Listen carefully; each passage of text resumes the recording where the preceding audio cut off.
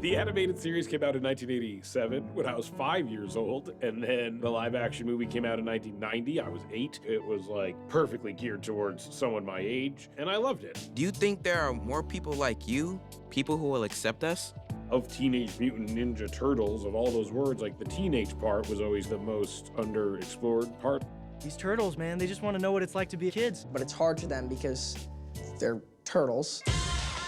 The best animation is when the voices are perfect. Ooze. It's nice, right? It's ooze. It was always so fundamental to making a thing about teenagers was to cast actual teenagers. We're the first teenagers to play these roles. The second I saw new Teenage Mutant Ninja Turtles thing, I was like, ooh, I really gotta like put my all into this. I was freaking out because I was like, this is like the biggest thing of all time. And I'm happy. I'm happy I got Donnie. I've been a Donatello my entire life. You gotta go with Leonardo. They were like, you want to do the blue one? I was like, yeah. Leonardo's my favorite, and blue's my favorite color. Like, it worked out beautifully. I for sure was a Michelangelo. I had nunchucks. Mikey's the best. His dance moves are better. His weapon is the best. Red's my favorite color, so I'm a little jealous of Brady. Like, it's pretty sick.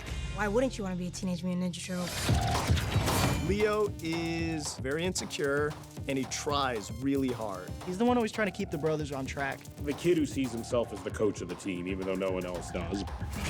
Alpha formation, go! He kind of became like the foil for the other three with just how being a leader was lame in this movie instead of like the coolest position. Okay, Batman. Dude, what? I'm just trying to hype you guys up. Nick did like a perfect balance of being like not too naggy. Guard the exits. We're gonna need the most foolproof plan. Every single ninja technique. I need you guys to use stealth to block the doors. Did you say going loud? Wait, rap.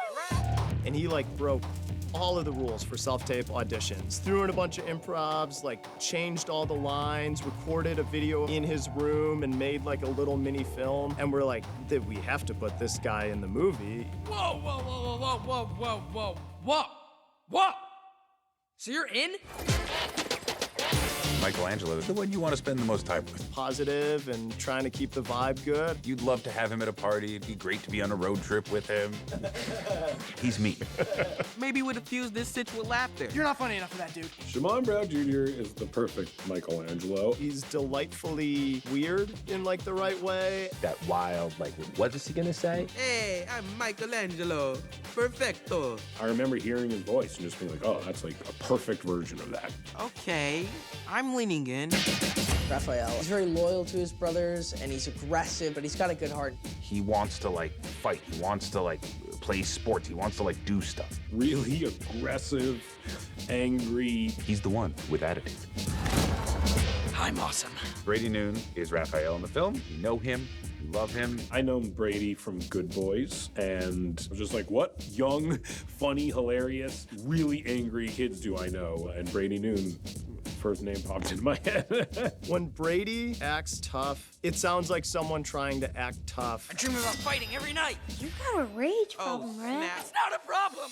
Donatello is very smart. He's very techie. A lot of the kind of nerdy guys I grew up with were very smart, and were kind of like cocky about it. Passion for fandoms. He would cosplay and go to conventions if he wasn't like a mutant humanoid turtle. He's that type of nerd. But all I've got is a big stick. He thought he was just incredible. He just has an incredibly specific voice. The funny thing about Micah is he's kind of like more savage than any of them. And when we're recording, he like goes in harder than everybody. Can I kick it? Other voiceover movies, you usually just film by yourself in a room with the director and the producers. But in this one, they made sure that all 4 turtles were filming together. Like, let's have 4 people at once talking over each other. You're awesome. We vibe with each other. That's a big step. We're all in the same booth. It's got, you know, soundproofing. Like, I'm not gonna get technical. In our own little corner, running in place and throwing fists. And Nick had his own guardrail. He just grab it and shake it. They just let us go crazy. It's been a nightmare for the audio engineers working on the film. Okay, we got it. Just them actually being themselves and going at each other. We improvise like the lie of the movie. Just oh, you did this shot, oh, yeah, blah, blah, blah, blah. Stop it. They're just doing this for the cameras. This is, they're actually best friends. It feels real and it feels like alive, like actual teenagers. Like you'd think they'd be like, okay, so all the Teenage Mutant Ninja Turtles are teenagers, but we have a whole like group of adults telling you how to be teenagers. No, they just let us be teenagers. Adults don't know how to write for teens. No, when you say turn up, what does that mean? Get excited. We have them like, I don't know, what's a funny thing? What would you actually want? What would you actually listen to on the radio? And the kids would just make up stuff. And we just go. And then they put that in the movie. And he'd be like, what was that? What did you just say? Riz? Use that in the movie. What was that? Explain it to me and then let's use it. The fact that they're laughing makes me think we shouldn't say that. My mom was asking me, she was like, were you guys actually working? Because it just sounds like you guys are just screwing around. 1, 2, 3, Cowabunga! I think a lot of people can relate to kind of feeling like an outsider at times. These characters have lasted so long because every single character someone can relate to. It's you and your buddies. It's you and your brothers. It's you and your sister and your brother. It just seems like people you know, and you can easily be one of them. There's not like a goth one. I guess if they had a goth one, everyone could identify with something.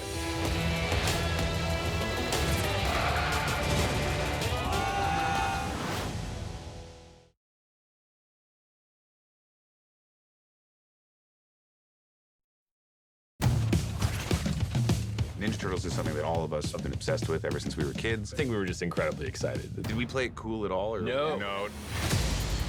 We wanted there to be tons of mutants in it. Creating a new villain, that was a fun idea to us. I was real excited to be able to play a supervillain. Who doesn't want to play that in a movie?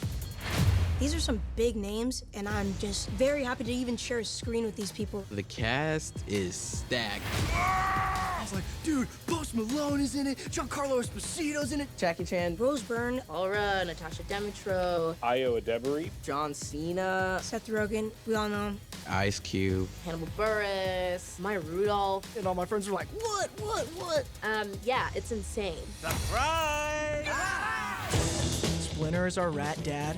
That's the only on-screen collaboration of rats and turtles that I know of. He wants to protect his children, but he also sees they're growing up. I'm the best, Chris. The role is so suitable for me. There's like a cuteness to him and a sweetness to him, and he could also like kill you with his hands. Like, Don't call me a Ratatouille. Yes! Jackie Chan is playing our dad, like it's crazy. I thought they were joking. I was like, oh yeah, that'd be sick. Seth and I are just obsessed with Jackie Chan. I truly think he's like the greatest living comedian. I put him in the category of like Buster Keaton or like Charlie Chaplin. And then it was like, how are we gonna blow this? Like we were certain, like, oh, we'll say something, or there'll be some joke that we pitch, and he'll be like, oh, I never want to talk to you again. Anytime you need more, call me. He recorded all of his stuff from Hong Kong. We would do it over Zoom, and I sat in on every one of the recording sessions, and I would wake up at 4 in the morning, and I'd be so excited when the alarm went off. Every time it's different him. Some is Big Bear, some is Shay, some is just woke up. those were some of the best mornings on the project. It's tiring, but fun. Wow, that's easy today. I think Jackie Chan is the heart of the movie. So like once we knew Jackie Chan was Splinter, we completely changed the third act fight scene with him to reflect Jackie Chan's fight style.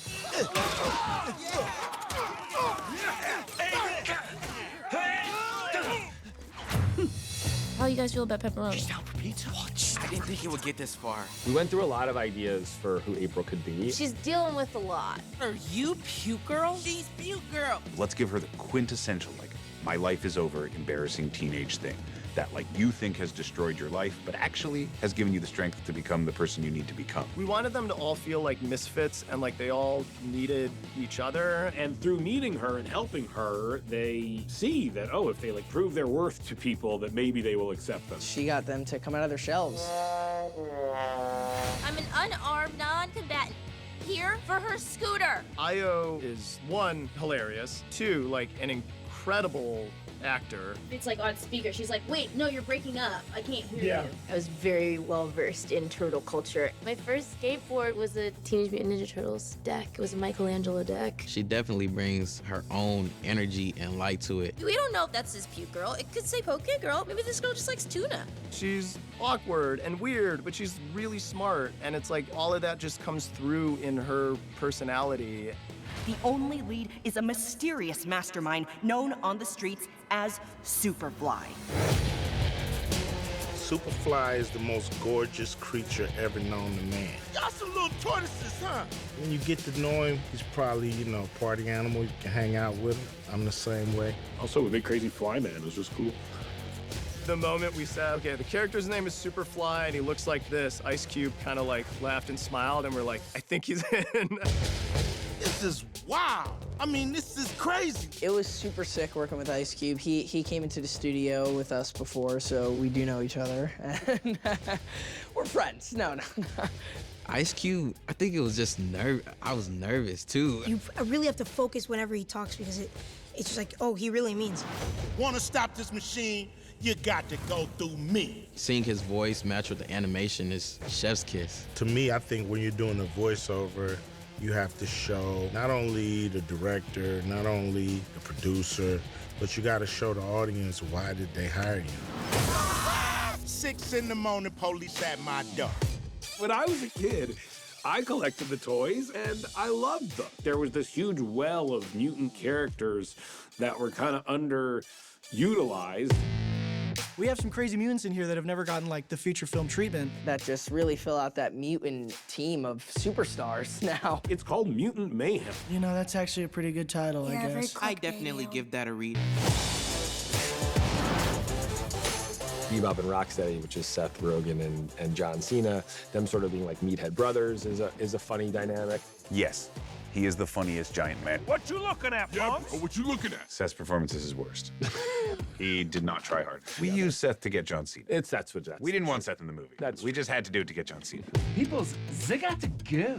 Paul Rudd as Mondo Gecko, who is so funny and likable. That one seems cool. I like his vibe. I like your vibe. I like your vibe. I like your vibe. I like your vibe. They start vibing. It's just so funny. They form a super tight bond.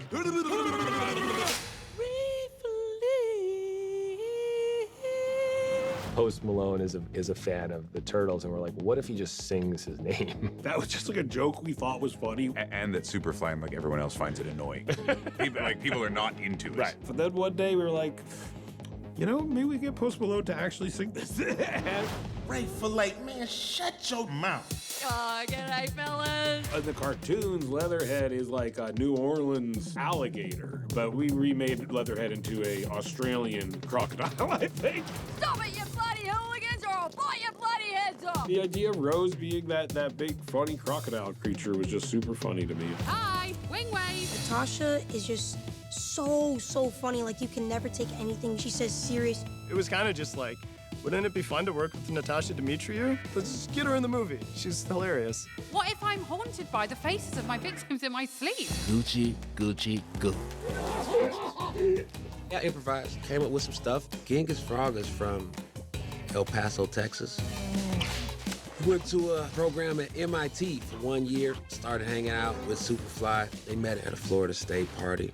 And then they got more into jam bands and stuff. Follows Fish for about 3 gigs, and then after that, they decided to get into villain stuff together. Don't patronize me. I'm also a frog. I was the only guy for the role.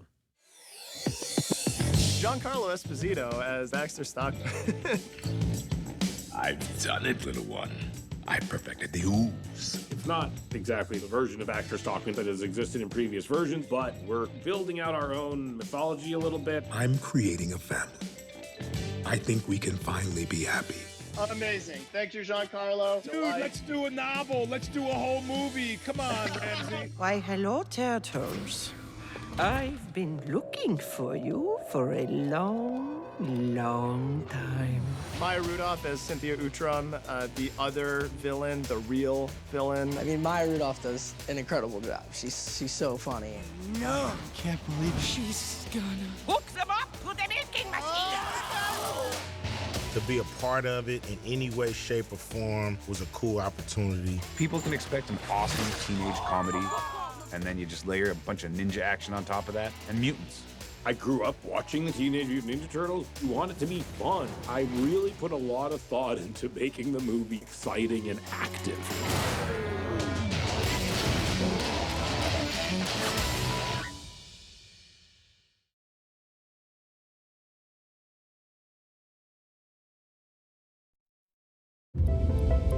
It looks amazing. You know, it's better than great. Seeing something that's so distinct is always really exciting. I think the animation and the flavor of the movie is just as exciting as the story. The first conversations were about like, how do you bring something new and innovative to the look and feel? The reason why we wanted Jeff Rose so badly is because he really did something that you just never seen. We're gonna film it. We are gonna show it to the world. I was like, that would be a dream come true, and I will never get this job. But somehow I did. Jeff was willing to say, like, we have to make this look and feel totally different. He like had fun with it. He didn't like force himself to exist within like rules or try to make it look like our world. They need to look like teenagers. They need to sound like teenagers. With the backyard. And then this is, I think, Jeff's greatest contribution to the whole thing is he was like, what if it's animated by teenagers? It's the kind of drawings you did when you were in high school that have weird shapes and bad perspective, but are really lovingly rendered in places and really sincere. This kind of like wild scribbled in the back of a notebook. They don't know how to paint within the lines. Like some things they just do kind of cheesy and funny. Using the camera and capturing sort of like when you watch like a skate video. There's even like little like onomatopoeia lines and like smell lines and stuff like that. When he pitched it at first, we're like, maybe, I don't know, man. This sounds a little crazy. But it was the perfect thing. I am feeling great after that speech, right? It was rousing. I'm fully roused, you know. A production designer's job is to take the vision and inspiration material of a director and then turn that into the look of a film. Putting a lot of images together, flyers, movie posters, a picture of a shoe. It's amazingly fun because there's no wrong answers. Like, isn't this a great vision for the film? If you don't see it, that's on you. You're sharp, figure it out, make it work. Yeah. I feel that Jeff is a bit of a tastemaker in the animation industry. How dare you? First time I saw it was at first just through like little sketches and drawings of what they would like it to look. You can see the brushstrokes and the lines and the human element to it. I was already excited to be a part of a Ninja Turtles thing, but then like you see the first little glimpse of what it's actually gonna look like, and then like my excitement just skyrocketed. You know, if it was like a milk carton, it said milk, but the LK, like where it's not even on the carton. I was freaking out in the booth because I was like, oh my gosh, this is gonna be the best animation. The first thing we saw fully like dimensionalized in CG, you could maybe show it now, it's probably, they have it somewhere, was a mailbox and it like rotated. And it was like the craziest thing I've ever seen. The letters were like not attached to it. The scribbles were dimensionalized and like a part of the shape of it. Yasher really did it. Taken this concept art and translated it into the world of the movie. Yes, it's incredibly impressive. Okay, listen. A couple of clips, me and the other boys, we were just ecstatic. I was jumping up and down in the booth just looking at it. It's 3D, but there's like 2D elements. We started to see that stuff come to life, and we were writing the movie at the same time, and honestly, like where my head started to go was just like, what do I want to see happen in this animation style? Usually in animation, you have the script locked, and then they take the script and they animate it, but we tend to rewrite things constantly and change things ad nauseum, and it was a terrible nightmare for everyone who worked with us. The designs were just so cool and fun. In a way, it was like when you're a kid and you're just like throwing toy cars around and just smashing things. In meetings, we would alter them live, and you would reach this point where you're like, you put the eye a little bit more askew and misshapen. Great, it's perfect. I'm so sorry. It actually... No, but like, there's something really valuable in the 20th try. And I'm being serious. I'm not being like sarcastic. This idea of kind of like bringing it to this like monster movie type place was really fun and exciting. That's not so bad. In the end, we have this mega mutant that comes out of the ocean. And I was like, well, it has all these sea creatures. What if it then like fell into a zoo? And people were like, what? Oh, that's bad. Man, that got way worse. And then it went from like a bunch of whales and squids to like also horses and monkeys and everything you could, giraffes, and Yeah, that caused a lot of problems. This will be so complex to build and so difficult to animate, and that's exactly why we should do it. It was kind of like a joke at first, and then I remember we saw a sketch of it, like what it would look like, and it like blew all of our minds, and it became one of those things where we're just like, I want to see that. What the hell? That's it? One little horse. I don't need that horse. The animation style is so unique and so cool. The visuals is crisp, the colors, the lighting, the everything. Let's go! It brings new light and it brings a new character to the whole franchise. It's like a Michelangelo, Leonardo Raphael, Donatello painted.